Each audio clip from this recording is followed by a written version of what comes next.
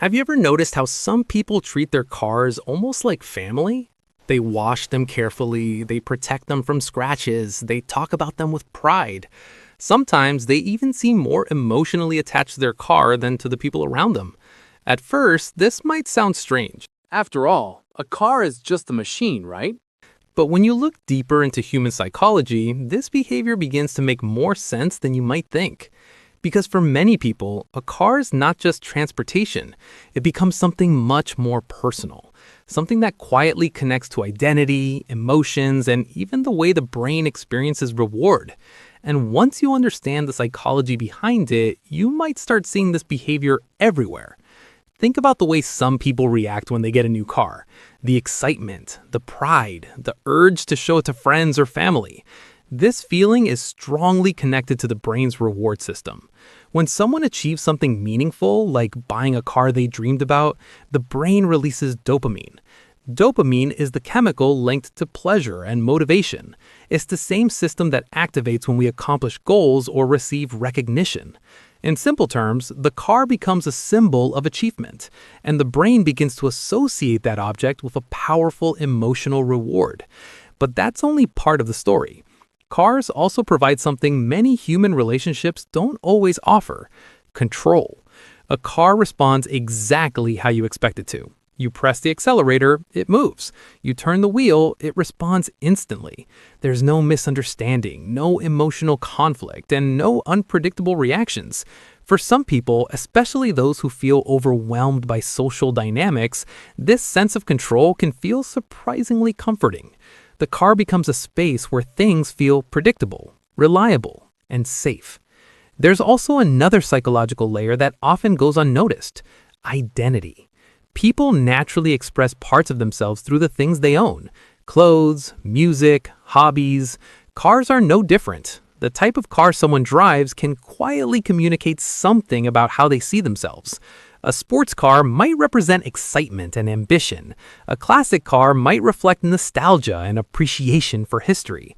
An off-road vehicle might signal independence and adventure. Over time, the car stops being just an object. It becomes a small extension of the person's identity. This is why some people feel emotionally connected to their vehicles in a surprisingly deep way. But there's something else happening beneath the surface. For some individuals, cars can also become a form of emotional escape. Imagine someone who had a stressful day. Difficult conversations, work pressure, social expectations. Now imagine that same person sitting alone in their car, driving down a quiet road. The outside noise fades. The mind slows down. The car becomes a temporary personal world.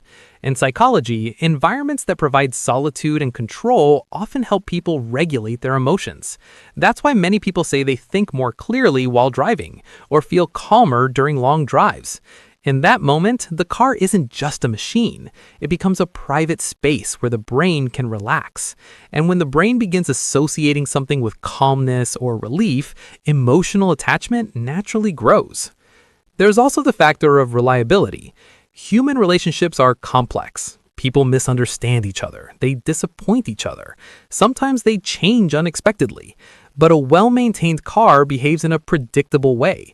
It doesn't judge, it doesn't argue, it doesn't reject. Of course, a car can't replace human connection, but the consistency it offers can still feel comforting.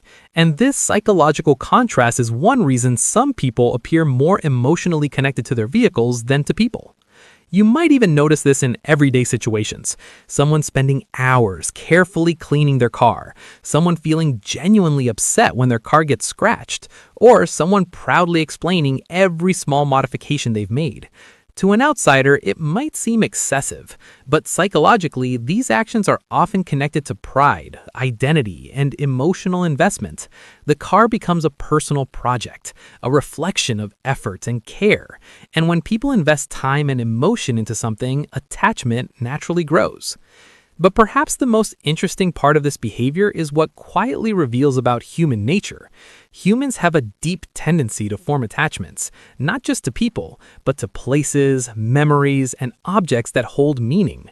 Sometimes those objects become symbols of important life moments: a first job, a first road trip, a feeling of independence.